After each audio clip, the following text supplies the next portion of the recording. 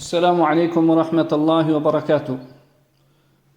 Cet audio est la traduction d'une intervention que nous a prodigué le Cheikh Abdullah Najmi, Hafidahullah, qui eut lieu le lundi 26 du mois de Muharram de l'année 1447 de l'Hégire. Cette intervention avait pour intitulé « Conseils et orientation pour les étudiants en sciences ».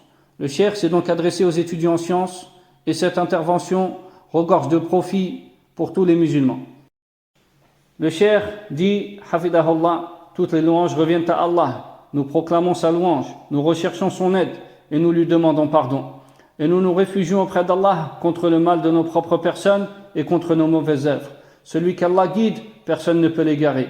Et celui qui l'égare, personne ne peut le guider. Et j'atteste qu'il n'y a de divinité qui mérite d'être adorée en dehors d'Allah et que Mohammed est son serviteur et messager.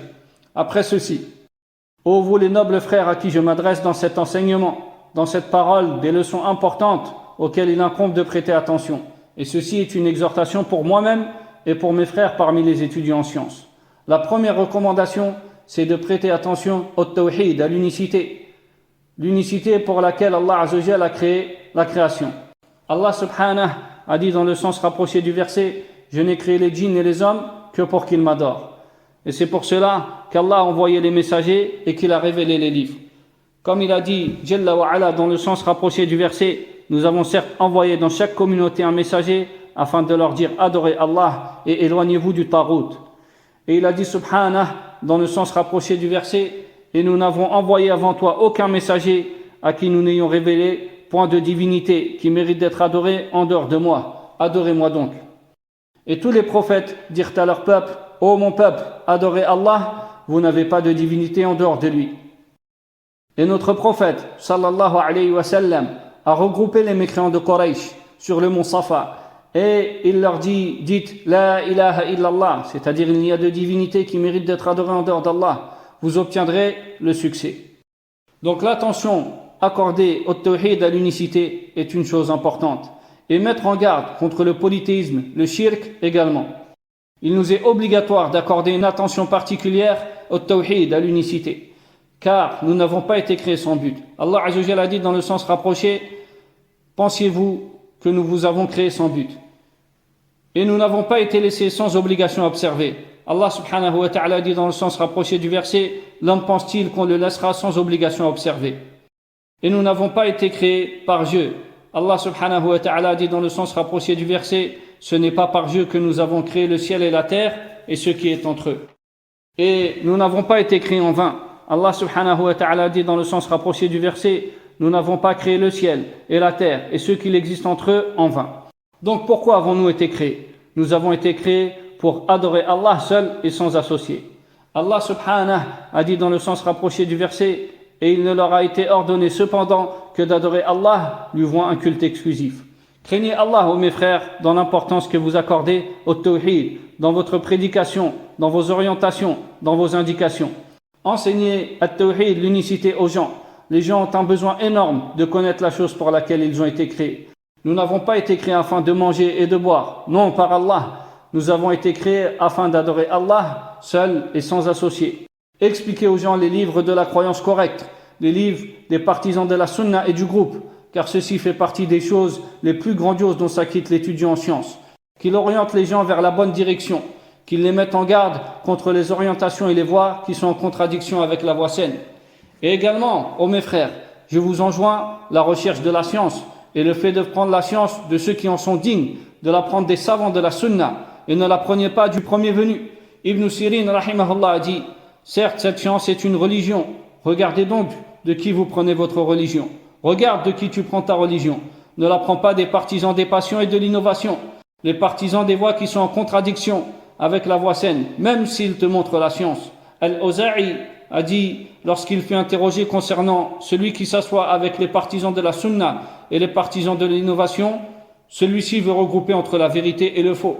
Et Ibn Aoun a dit, ne t'assois pas auprès des gens de l'innovation, même s'ils te montrent la défense de la sunna. Ceci n'est qu'une apparence, il constitue un trouble pour les autres. Donc on accorde de l'importance à la science profitable, en étant sincère envers Allah Ta'ala dans son acquisition, en mettant en pratique ce que l'on a appris comme science, tout en s'éloignant des choses qui nuisent aux bienséances de l'étudiant en sciences. L'étudiant en sciences, il a sa prestance, il a son comportement, il incombe qu'il se distingue par sa tenue, ses vêtements, dans ses interactions avec ses frères, avec ses voisins et sa famille. Il faut que cette science ait un impact sur lui dans sa manière d'agir. Quant au fait que la science soit dans une direction et que lui soit à l'opposé total, alors c'est cela la calamité, c'est cela la catastrophe. Efforcez-vous donc d'acquérir la science profitable et patientez sur cela. J'enjoins mes frères, étudiants en sciences, à la patience dans la recherche de la science, la patience dans la mise en pratique de la science, la patience dans la propagation de la science. Il patiente sur ses frères, sur ses voisins, sur les gens de sa mosquée, et ainsi de suite. Soyez patient, parez-vous de la patience. Et comme l'a dit l'imam Ahmed, rahimahullah, la patience a été mentionnée dans le Coran à 90 endroits du livre d'Allah Azza wa Jal. Et efforcez-vous de suivre la sunna en toute occasion. Tu t'efforces de suivre la sunna dans ton apparence, dans ta tenue, dans ta manière de manger, de boire, de dormir, dans tes interactions avec tes frères et tes camarades. Et ainsi, tu concrétiseras le suivi de la sunna du prophète sallallahu alayhi wa sallam, qui a dit dans le sens rapproché du verset, dit, si vous aimez vraiment Allah, suivez-moi. Allah vous aimera alors et vous pardonnera vos péchés. Allah est pardonneur et miséricordieux. Efforcez-vous au suivi de la sunna. Et il n'y a pas de salut pour le serviteur si ce n'est par le suivi du prophète sallallahu alayhi wa sallam. Le prophète sallallahu alayhi wa sallam a dit, je vous ai laissé sur une voie claire, sa nuit est comme son jour. Ne dévie de celle-ci que celui qui est en perdition. Et Allah Ta'ala a dit dans le sens rapproché du verset, tiens fermement à ce qui a été révélé. Et Allah Subhanahu wa Ta'ala a dit dans le sens rapproché du verset, suivez ce qui vous a été descendu venant de votre Seigneur et ne suivez pas d'autre allié que lui. Allah Jalla wa Ala a dit dans le sens rapproché, ô vous qui avez cru, répondez à Allah et aux messagers lorsqu'ils vous appellent à ceux qui vous donnent la véritable vie, de ce qu'il y a dans votre vie, votre bonheur, votre salut. Et également, nous devons méditer sur la biographie des pieux prédécesseurs, dans leur attachement à la croyance, dans leur propagation du bien, dans leur rassemblement et leur entraide dans le bien et la crainte d'Allah, dans leur mise en garde de l'innovation et de ses partisans. Toutes ces caractéristiques font partie de ce à quoi doit s'accrocher l'étudiant en sciences, et il doit cheminer dessus, et qu'il médite sur la situation des pieux prédécesseurs, et comment ils s'efforçaient à acquérir la science. Certains d'entre eux ne dormaient que très peu, ils accordaient de l'importance à la mémorisation. Celui qui a mémorisé les épîtres, il a obtenu les sciences, les disciplines. Une mémorisation qui est accompagnée de compréhension, et également prendre la science de ceux qui en sont dignes. Ceci permet d'obtenir de la science et un grand bien. Également, médite sur la situation des prédécesseurs. L'imam Shafi'i, rahimahullah, a mémorisé le Muwatta de l'imam Malik en 9 nuits, et ainsi de suite. Au point où certains d'entre eux disaient, vous mangez par quintot, vous buvez par seau, vous dormez la nuit même si elle est longue, et vous voulez devenir des héros. La science, elle nécessite des efforts, elle n'a pas besoin de paresse, elle a besoin de la multiplication d'efforts, de consacrer son temps à son obtention, dans la mémorisation des épîtres, dans la révision avec les frères, en assistant aux assises des gens de science, dans la sincérité de l'intention pour Allah, dans la mise en pratique de la science.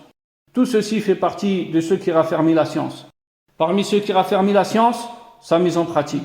Comme l'a dit Abu Abdurrahman al-Sulami, rahimahullah, nous ont rapporté ceux qui étudiaient le Coran qu'ils ne dépassaient pas 10 versets tant qu'ils ne les avaient pas appris et mis en pratique. Tant qu'ils ne les avaient pas appris et mis en pratique ce qu'ils contiennent.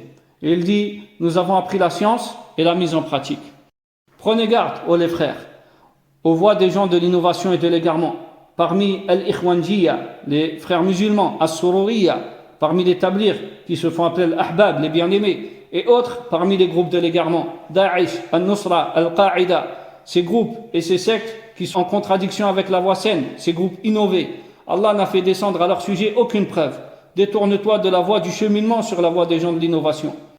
C'est pour cela que les savants, comme Cheikh Ibn Baz, ont statué que les frères musulmans et les tablirs font partie des 72 sectes égarées, ainsi que autres que lui parmi les gens de science. Pourquoi? Cheikh Ibn Baz a dit car les frères musulmans n'accordent pas d'importance à tawhid, à l'unicité. Ils n'accordent pas d'importance à la croyance correcte, ni à la réprimande du shirk, du polythéisme et de l'innovation. Donc un groupe qui n'accorde pas d'importance à l'unicité, ni à la réprimande du polythéisme et des innovations, à quoi appelle-t-il? Et de la même manière, les tablirs, s'ils parlent du tawhid, de l'unicité, ils vont parler de l'unicité de la seigneurie, cette unicité auquel a cru Abu Jahl, Abu Lahab et autres. Que l'on s'efforce de s'accrocher à la méthodologie des pieux prédécesseurs, et que l'on prenne garde en faisant très attention aux méthodologies des partisans de l'innovation et aux voies des gens déviants et de l'égarement, et que l'on chemine sur la voie des pieux prédécesseurs, et que l'on soit des frères qui s'entraident au bien et à la crainte d'Allah, qui s'enjoignent la vérité et la patience, que l'on soit des frères comme l'a décrit Allah Ta'ala concernant les compagnons du prophète sallallahu alayhi wa sallam, qui sont miséricordieux envers eux. Comme le prophète sallallahu alayhi wa sallam a dit, les croyants, dans la façon dont ils aiment, sont miséricordieux et solidaires les uns envers les autres, sont semblables à un seul corps.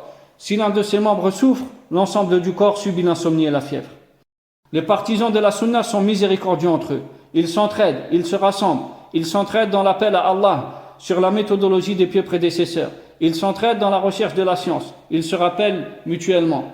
Raffermissez-vous sur la méthodologie de la vérité et tirez profit des savants et des livres des savants de la sunna, que ce soit parmi les anciens, tels que Cheikh l'Islam Ibn Taymiyyah et Ibn al-Qayyim et l'imam Ahmed et autres parmi les imams de l'islam, et également parmi les contemporains, Cheikh Ibn Baz, Cheikh al-Albani, Cheikh Ahmed al-Najmi, Cheikh Salah al-Fawzan, Cheikh Salah al-Luhaydan, son éminence le Mufti, Cheikh Abdelaziz al-Sheikh, Cheikh Moqbil, Cheikh Zayd, Cheikh Rabi', qu'Allah fasse miséricorde aux morts et qu'il préserve les vivants. Et autres parmi les gens de science, parmi les savants de la sunna, et ils sont nombreux, et toute la louange revient à Allah. Efforcez-vous de lire leurs livres, tirez-en profit, afin que vous obteniez de la science et du bien, et faites des efforts dans la propagation de la bonne croyance, as-salafiyya, et utilisez les moyens contemporains, les chaînes comme le WhatsApp et autres, Twitter, Facebook, etc., dans la propagation des paroles des gens de science, les savants des partisans de la sunna, dans la croyance, dans le comportement, dans les adorations. Propagez ce bien. Celui qui indique un bien est semblable à celui qui l'a accompli. Et je demande à Allah qu'il accorde la réussite à tout le monde dans ce qu'il aime et qu'il agrée, et que les éloges et le salut soient sur notre prophète Mohammed, ainsi que sur sa famille et l'ensemble de ses compagnons. Et ici prend donc fin l'intervention du Cheikh Hafidahullah. Subhanakallahumma wa bihamdika ashhadu an la ilaha illa anta astaghfiruka wa atubu ilayk.